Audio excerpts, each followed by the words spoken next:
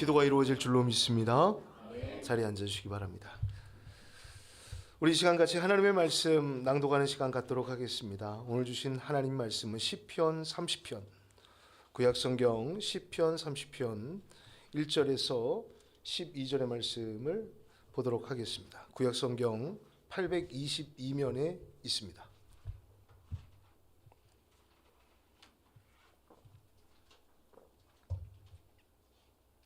시편 30편 1절에서 12절의 말씀, 마지막 12절의 말씀 여러분 합독으로 함께 읽어주시면 되겠습니다. 제가 읽겠습니다. 여호와여, 내가 주를 높일 것은 주께서 나를 끌어내사 내 원수로 하여금 나로 말미암아 기뻐하지 못하게 하심이니이다. 여호와 내 하나님이여, 내가 주께 부르짖음에 나를 고치셨나이다. 여호와여, 주께서 내 영혼을 스올에서 끌어내어 나를 살리사 무덤으로 내려가지 아니하게 하셨나이다. 주의 성도들아, 여호와를 찬송하며 그의 거룩함을 기억하며 감사하라. 그의 누염은 잠깐이요 그의 은총은 평생이로다. 저녁에는 울음이 깃들일지라도 아침에는 기쁨이 오리로다. 내가 형통할 때에 말하기를 영원히 흔들리지 아니하리라 하였도다. 여호와여, 주의 은혜로 나를 산같이 굳게 세우셨더니 주의 얼굴을 가리심에 내가 근심하였나이다. 여호와여, 내가 주께 부르짖고 여호와께 간구하기를 내가 무덤에 내려갈 때에 나의 피가 무슨 유익이 있으리요? 진토가 어떻게 주를 찬송하며 주의 진리를 선포하리이까? 여호와여, 들으시고 내게 은혜를 베푸소서. 여호와여, 나를 돕는 자가 되소서 하였나이다. 주께서 나의 슬픔이 변하여 내게 춤이 되게 하시며 나의 베옷을 벗기고 기쁨으로 띠우셨나이다. 이는 잠잠하지 아니하고 내 영광으로 주를 찬송하게 하심이니 여호와 나의 하나님이여, 내가 주께 영원히 감사하리이다. 아멘. 할렐루야. 주일 예배 오신 여러분 진심으로 환영하고 축복합니다. 오늘은 철든 신앙이라는 제목의 말씀으로 함께 말씀의 은혜를 나누고자 합니다.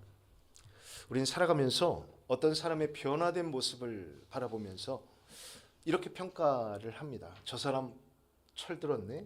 혹은 그와 반대로 어떻게 나이를 먹어도 저렇게 철이 들지가 않냐라고 사람을 평가하고는 합니다. 여기서 철이라는 말은 본래 사시사철, 즉 계절을 뜻하는 순 우리말입니다. 그러니까 철이라는 것은요, 계절의 바뀜을 알고 지금이 어느 때인지를 분별하는 능력이 바로 철인 것입니다. 그래서 과거 이 농경 사회에서는 철이 들었다라는 것은요, 지금이 씨를 뿌릴 때인지 지금이 거둘 때인지를 분별하여 지혜롭게 행동할 줄 아는 때, 그때를 철 들었다라고 말했어요. 따라서 철이 든다라는 것은요, 단순히 세월이 가고 단순히 나이가 많아졌음, 단순히 주름이 지었다라고 해서 철이 든 게 아니라는 것이죠. 인생 가운데 꼭 해야 할 일과 하지 말아야 할 일을 분별하고 그에 걸맞게 생각하고 그에 걸맞게 행동이 깊어져야 철이 든 것입니다. 그런데 여러분, 우리 신앙도 똑같습니다. 하나님을 믿는 신앙에는요, 철 들어야 돼요. 하나님이 기뻐하시는 게 무엇인지, 하나님이 슬퍼하시는 게 무엇인지를 분별할 수 있는 신앙들이 되어야 하는 것입니다. 누군가는 평생 예수를 믿고 수십 년간 교회를 다녔음에도 불구하고 여전히 철부지 신앙에 머물러 있는 사람들이 있습니다. 그래서 어떤 분들은 자신이 교회를 다니는 것을 누군가에게 드러내는 것을 원치 않아 합니다. 부끄러워해요. 그리고 직분을 밝히는 것을 부끄러워합니다. 어이 김대리, 예수 믿었어? 어이 나 몰랐네. 김 선생님, 기독교인이셨어요? 내가 예수를 믿는다는 것을 알게 된 상대방의 이런 반응들은 내가 기독교인이라는 것이 상당히 의외라는 의미가 담겨져 있다는 것입니다. 여러분, 철부지 신앙은요, 남는 시간에 예수 믿습니다. 시간이 남을 때 예수 믿는 거예요. 그리고 또 욕심은 많아요. 원하고 바라는 건 많습니다.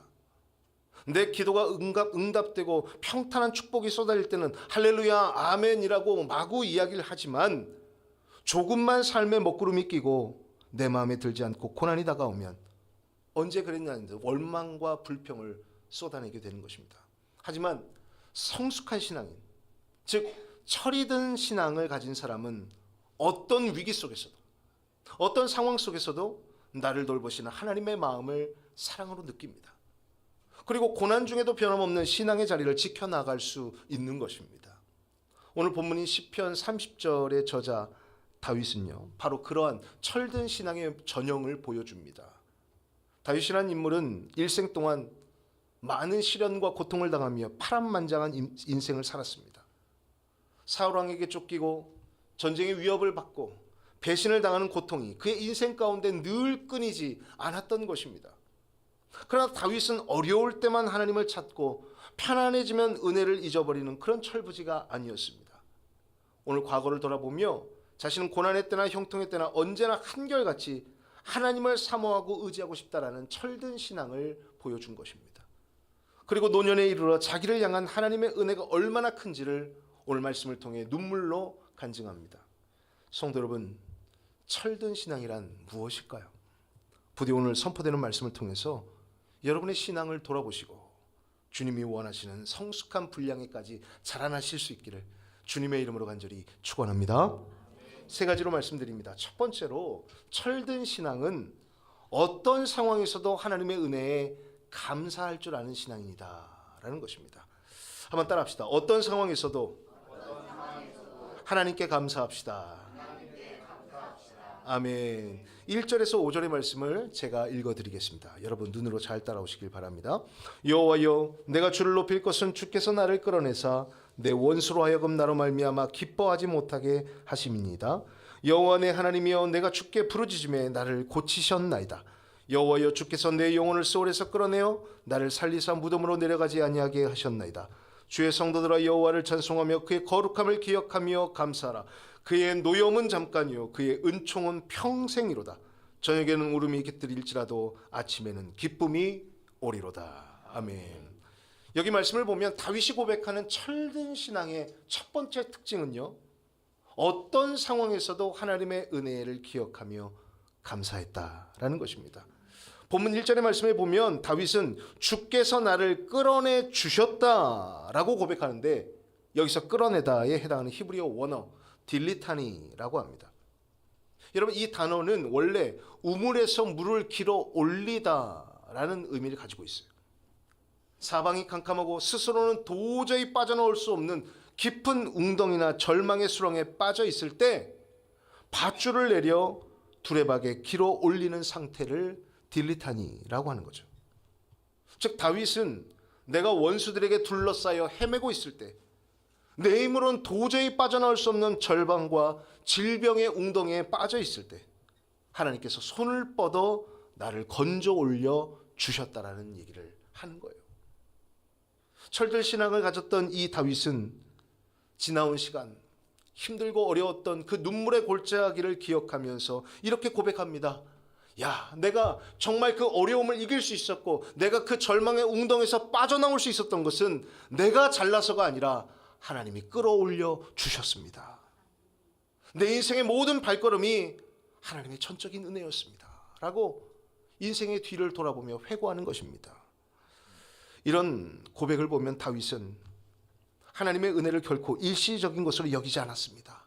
내 인생 구간마다 그 모든 순간마다 하나님의 은혜가 있었다라고 고백하는 거예요.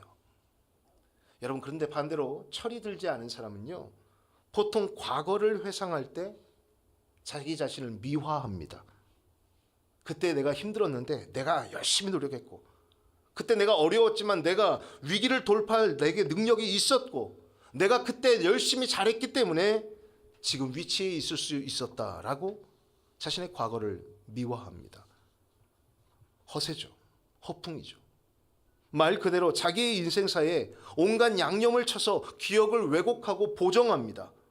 인생의 위기 가운데 나를 건지신 것은 하나님인데 하나님에 대한 전혀 감사가 없습니다. 하나님은 빠지고 나만 남는 사람, 그 사람이 바로 철부지 신앙인입니다. 그러나 철든 신앙인은 내가 지금 숨쉬고 있는 이 순간, 내가 지금 이 자리에서 이렇게 편하게 예배드릴 수 있는 이 모든 것이 내가 잘나서가 아니라 하나님의 전적인 은혜, 끌어주심, 길어 올려주셨음을 겸손히 고백합니다. 그래서 앞을 보아도 은혜요, 뒤를 보아도 은혜인 거죠. 더 나아가 과거 뼈아픈 실수, 과거의 부끄러움 더 이상 부끄러워하지 않습니다. 왜냐? 하나님이 지금 극복하게 하셨기 때문입니다. 숨길 것도 없습니다. 왜곡할 것도 없습니다. 미화할 것도 없습니다. 포장할 것도 없습니다. 그런 철든 신앙이 여러분에게 있기를 소망합니다. 탈무드를 보면 다윗 왕의 침실에 있었던 수금에 대한 이야기가 전해지고 있습니다. 이 다윗의 침실 머리맡에는 그가 늘 아끼던 수금, 검은고가 걸려 있었습니다. 그런데 이 수금은 사람이 손으로 직접 뜯지 않아도 밤만 되면 늘 스스로 신비롭고 아름다운 소리를 냈다라는 거예요. 다윗이 굳이 연주하지 않고 다윗은 자는데 수금이 연주되는 소리가 들리는 겁니다. 이거 완전 귀신이 고칼 노릇 아닙니까? 그런데 그 비밀은 바로 불어오는 바람에 있었습니다. 밤중이 되어 사방이 고요하고 캄캄해지면 아주 평안한 그 시기에 차가운 북쪽의 바람, 북풍이 불어닥칩니다. 거칠고 차가운 바람이 다윗의 방 창문을 넘어 검은고의 줄을 사정없이 내리친 것입니다. 스치고 지나갑니다. 그러자 검은고의 줄들이 흔들리며 스스로 울리며 아름다운 선율을 만들어내었다고 합니다. 다윗은 그 소리에 잠을 깨어 새벽이 올 때까지 하나님을 찬양하며 우리가 보고 있는 이 시편을 기록했다라고 해요. 그게 탈무드의 일화예요. 여러분, 여기에 인생의 지혜가 있습니다. 다윗의 인생에는 늘 고요함만 있었던 게 아니에요. 늘 평안함만 있었던 게 아니에요. 차가운 밤과 같은 차가운 북풍이 늘 불어닥쳤습니다. 하지만 그 북풍이 그의 인생을 단단하게 했습니다. 인생의 어려움, 그 북풍을 통해 하나님께 가장 아름답고 성숙한 감사의 고백을 드리게 된 것입니다. 철없는 신앙인은 인생의 차가운 북풍이 불어오면 아니 도대체 나에게 왜 이런 고통이 있냐? 내가 뭘 잘못했다고 이런 고난을 주시냐라고 원망합니다. 그래서 쉽게 시험에 빠지고 원망할 대상을 찾습니다. 그래서 가정을 원망하고 남편을 원망하고 아내를 원망하고 교회를 원망하고 목회자를 원망하고 평신도를 원망하고 모든 이웃을 원망합니다. 반면에 고난을 통과하여 철이 든 성숙한 신앙인은 아닙니다. 인생의 차짓한 북풍이야말로 인생의 위기가 올 때에 오직 하나님의 은혜만을 붙들게 만드시는 하나님의 신비로운 손길로 받아들이는 것입니다. 여러분, 고난의 시간을 통과하고 계십니까? 인생의 어려운 순간을 혹시 지나가고 계십니까? 철이 든 신앙은 어떤 상황에도 하나님의 은혜를 떠올리며 감사하는 신앙입니다. 다행스럽게도 우리가 부족해도 우리가 연약해도 그 부족함과 연약함을 덮을 만큼 하나님의 은혜가 크다라는 사실입니다. 다윗은 오늘 5절에서 우리가 믿고 따르는 하나님의 성품을 이렇게 이야기합니다. 그의 노염은 잠깐이요 그의 은총은 평생이로다.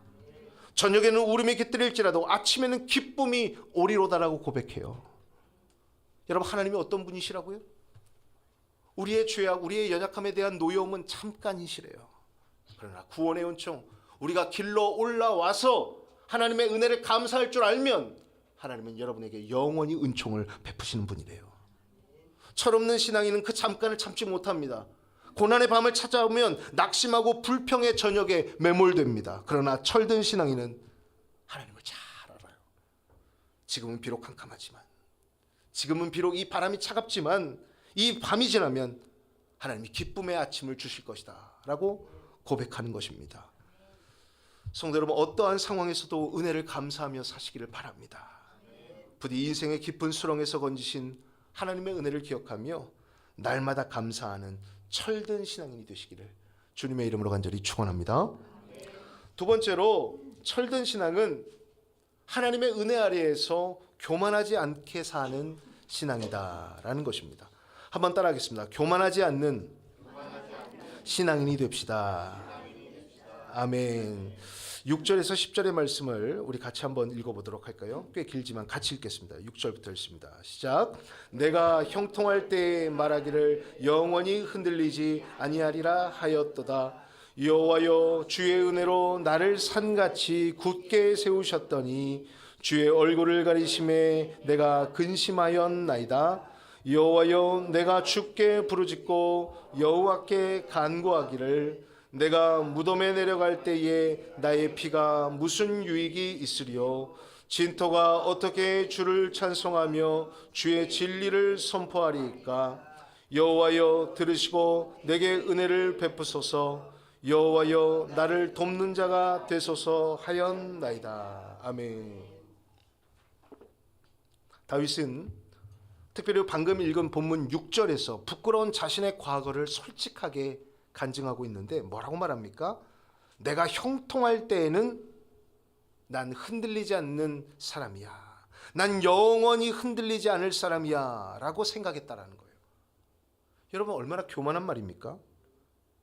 조금 형통하다고, 조금 인생이 잘 풀린다고 나는 이제는 영원히 흔들리지 않을 자신이 있어 라고 말한 것입니다. 다윗의 직접적 고백이에요. 내가 형통할 때 그런 생각이 좀 있었다는 겁니다. 여기서 형통할 때에 번역된 히브리어 원어는 베살비라고 합니다. 즉 형통은 아무런 걱정이나 근심 없이 안락하게 누리는 상태를 형통이라고 말하는 거예요. 아무것도 거칠 것이 없는 상태. 다윗에게 있어 그런 전성기가 언제였습니까? 사울왕이 죽고 정계를 개편하고 주변 나라들과의 전쟁에서 연일 승전고를 올릴 때가 아니겠습니까? 다윗은 그런 전성기에 이 형통함은 영원할 것이야. 지금 내가 누리고 있는 이 모든 것 영원히 놓치지 않게 될 거야 라고 자신만만해합니다. 그런데 여러분 이것이 다윗에게 영적인 치명타가 됩니다. 다윗은 자신이 누리고 있는 형통함이 영원히 유지될 것으로 착각하며 자신도 모르게 교만한 고백들을 터져나오기 시작한 것입니다. 바로 그 교만함이 가장 형통할 때에 큰 실수를 저지르게 만드는 전 국민을 대상으로 인구 조사를 시킨 일입니다. 그가 하나님을 의지하는 대신에 정말 평소와 답지 않게 군사력과 국력을 분석하고자 인구 조사를 실시합니다. 다윗의 생각이 뭐였습니까? 지금 너무 잘 나가니까, 지금 너무 안정적이고 이대로가 좋으니까 어떤 생각을 합니까? 계속 하나님께 감사하고 하나님께 의지하는 것이 아니라 이걸 유지하고 싶은 거예요. 그러니까 인구학적으로 통계를 내서 이만하면, 이 정도가 되면 이 나라가 영원히 흔들리지 않겠다라고 숫자를 자랑하게 된 것입니다. 또 하나의 실수가 있습니다. 부하들은 목숨을 걸고 전쟁터에 나와 싸우고 있을 때 부하의 아내인 밧세바를 범한 사건입니다. 고난의 때에는 밤낮 눈물로 침상을 적시며 기도했는데 살만하고 안전해지니까 그 침실을 간음의 자리로 사용한 것입니다. 여러분, 철없는 신앙의 가장 큰 위기는요, 고난의 때에 차가우는 것이 아닙니다. 역설적이게도 모든 것이 부족함 없이 잘 굴러가는 형통의 때에 어려움이 다시 찾아온다. 여러분 어린아이들을 잘 생각해 보세요. 어린아이들은 필요한 것이 있으면 엄마를 찾아요. 다행입니다. 아빠를 안 찾아서. 엄마를 찾아. 엄마만 찾아. 엄마. 근데 배가 부르고 장난감이 손에 쥐어지면 더 이상 엄마를 찾지 않아요. 요구 조건을 다 들어줬기 때문에 더 이상 원하는 게 없습니다. 이제 자는 거죠. 자는 거. 얼마나 본능적입니까?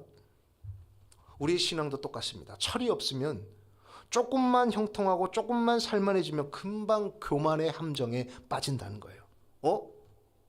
기도 안 해도 별 차이가 없네. 사는데 아무 문제가 없네.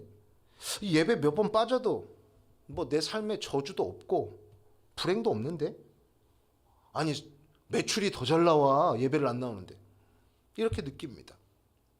그리고 더 나아가 자기가 잘나서 이 형통이 유지되는 것으로 착각하게 됩니다. 여러분 정말 괜찮을까요? 정말 괜찮다고 생각하십니까? 교만해진 다윗을 향해 하나님이 어떤 조치를 취하십니까? 7절 하반절 말씀을 보면 이렇게 기록하고 있습니다.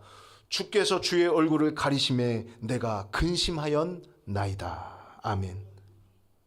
내가 내 인생 가운데 교만하니까 하나님이 어떻게 하신대요? 얼굴을 가리신대요.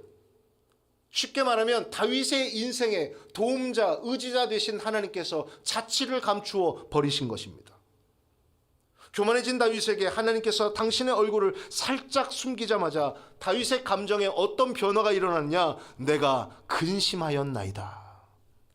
근심하다의 히브리어 원어는 니브할티라고 하는데 공포와 두려움에 질려 온몸이 마비되고 완전히 심경이 무너져 내린 상태를 니브할티라고 해요.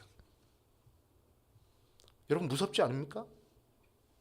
하나님이 여러분의 인생에 아주 잠깐이라도 얼굴을 가리고 하나님이 여러분의 인생에 아주 잠깐이라도 자취를 감추어 버리면 여러분의 온몸이 마비되고 엄청난 두려움과 공포가 엄습하게 되는 것입니다. 인간은 여러분 하나님의 영이 떠나면 온갖 근심과 두려움에 빠질 수밖에 없습니다. 그런데 여러분 교만하면 그게 보이질 않는 거예요. 이것이 교만의 무서움입니다. 영원히 흔들리지 않을 것 같은 다윗의 거대한 제국이 하나님의 얼굴빛을 단 한 번 거두시자마자 순식간에 전염병에 뒤덮입니다. 많은 사람이 죽습니다. 공포의 수렁으로 변해버립니다. 그리고 인생의 벼랑 끝에 서서야 다윗은 비로소 깨닫게 되죠. 하나님이 내 인생 가운데 자취를 감추시면 나는 정말 아무것도 아니구나. 성도 여러분, 이것을 깨닫는 것이 철든 신앙의 특징입니다. 철든 신앙인은 지금 내가 잘나서 잘 되는 것이 아니라 오직 하나님의 붙드심 덕분에 하나님이 얼굴을 가리지 않으셨기 때문에 가능한 것임을 고백하는 사람입니다. 다윗도 하나님의 얼굴을 가리시고 나서야 자신의 교만함을 깨닫고는 그제서야 엎드립니다. 자신의 자존심을 내려놓고 하나님 앞에 엎드려 처절하게 부르짖습니다. 하나님 은혜를 베풀어 주세요. 하나님 도와주세요. 성도 여러분, 철든 신앙은 교만하지 않고 늘 하나님의 은혜를 곱씹을 줄 아는 사람입니다. 자신의 자존심을 내려놓고 형통할 때 더욱 깨워서 새벽을 기도하는 사람입니다. 일이 잘 될 때 교만한 게 아니라 겸손하게 낮아져서 내 역할을 찾는 사람입니다. 부디 늘 하나님의 은혜 아래에서 겸손히 무릎 꿇을 줄 아는 철든 신앙인들이 다 되시기를 주님의 이름으로 간절히 축원하는 것입니다. 마지막으로 철든 신앙은 하나님의 은혜 앞에 앞으로의 삶을 결단하는 특징이 있다라는 것입니다. 한번 따라하겠습니다. 은혜 앞에 삶을 결단합시다. 아멘. 11절 12절의 말씀 같이 읽도록 하겠습니다. 시작. 주께서 나의 슬픔이 변하여 내게 춤이 되게 하시며 나의 베옷을 벗기고 기쁨으로 띠띠우셨나이다. 이는 잠잠하지 아니하고 내 영광으로 주를 찬송하게 하심이니 여호와 나의 하나님이여 내가 주께 영원히 감사하리이다. 아멘. 철든 신앙의 마지막 특징은 앞으로의 인생을 하나님께 헌신하기로 결단하게 된다라는 것입니다.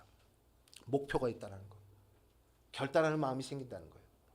11절에서 다윗은 하나님께서 자신의 이 부르짖음, 하나님 도와주세요, 하나님 은혜 아래 살도록 도와주세요 라고 간구할 때에 하나님께서 응답해 주셨음을 고백합니다. 주께서 나의 슬픔이 변하여 내게 춤이 되게 하시며 나의 베옷을 벗기고 기쁨으로 띠띠우셨나이다 라고 고백해요. 다윗이 하나님의 얼굴을 가리고 도저히 고통에서 벗어날 수 없음을 깨닫게 되면서 하나님 앞에 전심으로 회개하죠. 그래서 하나님께서 다윗의 기도를 들어주세요. 그의 기도의 응답은 삶의 전반에 나타납니다.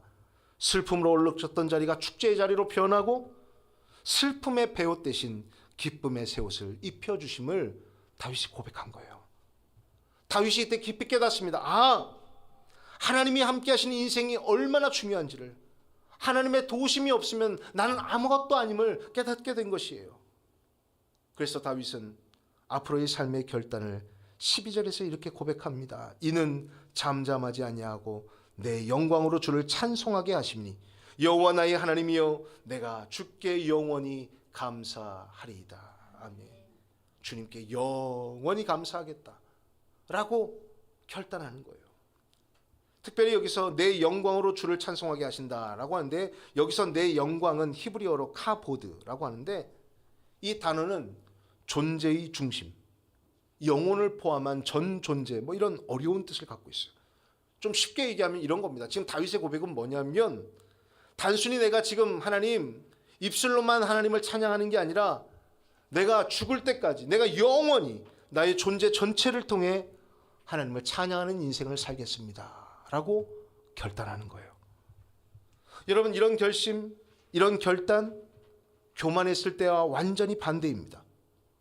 철부지 신앙으로 교만할 때는 내 힘으로 영원히 내 인생을 유지할 것이다 라고 고백했는데, 철이 드니까 하나님의 은혜로 살아왔으니 내 인생을 오히려 모든 것을 다 바쳐 헌신하겠다라고 결단하는 것입니다. 철없는 신앙은요, 문제가 해결되면 다시 자신의 옛 삶의 방식으로 돌아가 버립니다. 다윗도 지금 엎드려 기도했더니 이루어 주셨는데 다윗이 어떻게 했어요? 돌아갔어요? 아니에요. 다윗은 앞으로의 삶을 결단했어요. 근데 철부지들은 아니라니까요. 문제가 해결되면 다시 옛날로 돌아가요. 화장실 들어갈 때와 마음이 나올 때 마음이 다른 겁니다. 위기를 넘기면 이내 하나님의 은혜를 망각하고 세상의 즐거움을 쫓아 다시 살아가는 것입니다. 그러나 철든 신앙은 다릅니다. 고난 속에서 건짐을 받고 은혜를 경험하기 시작하면 그 은혜를 베푸신 하나님의 뜻을 생각하게 됩니다. 하나님이 나에게 왜 물질을 주셨을까? 하나님이 왜 내 건강을 다시 회복시켜 주셨을까? 하나님이 왜 내 묶여있던 문제를 해결해 주셨을까? 이걸 깊이 생각하게 되는 겁니다. 그때 여러분 깨달아야 합니다. 나 편하게 잘 살라고 하나님 주신 것이 아니라 내 평생에 내 온 존재를 통해 하나님을 드러내라고 이 은혜를 주셨구나 라고 말입니다. 그 은혜의 목적에 합당하게 삶의 태도를 바꾸고 앞으로의 삶을 결단하는 자가 진짜 철든 신앙인인 것입니다. 여러분, 신앙생활을 한 횟수가 1년, 2년, 3년, 5년, 10년 되었음에도 늘 누군가가 날 챙겨줘야 하고 늘 누군가 나를 맞춰줘야 되고 늘 누군가가 나를 달래주어야만 겨우 자리를 지키는 신앙에서 여러분 벗어나시길 바라요. 우리의 삶의 터전에서, 가정에서, 일터에서 우리의 존재 전체가 주님을 향한 찬양이 되어야 하는 것입니다. 어떠한 형편에 처하든지 여러분 흔들리지 않고 영원히 주님을 따르기로 결단하는 성숙한 성도들이 되시기를 바랍니다. 이제 말씀을 정리해 보고자 합니다. 오늘 우리는 이 시편 30편을 통해서 철든 신앙이 무엇일까를 한번 고민해 보았습니다. 어떤 상황 속에서도 하나님의 은혜를 감사할 수 있는 신앙, 평안하고 형통할 때 교만하지 않는 신앙, 내 온 존재를 통해 지나던 삶으로 다시 돌아가는 것이 아니라 앞으로의 삶을 결단할 수 있는 신앙, 여러분 그것이 바로 철든 신앙인 것입니다. 사랑하는 성도 여러분, 철없던 철부지의 모습이 있다면 오늘 벗어버리시길 바라요. 부디 성숙한 신앙으로 놀라운 기적을 여러분의 삶으로 증명해낼 수 있는 믿음의 자녀들이 다 되시기를 주님의 이름으로 간절히 축원합니다. 우리 눈을 감고 이 시간 같이 결단하며 기도하기를 원합니다. 하나님, 철이 없었습니다.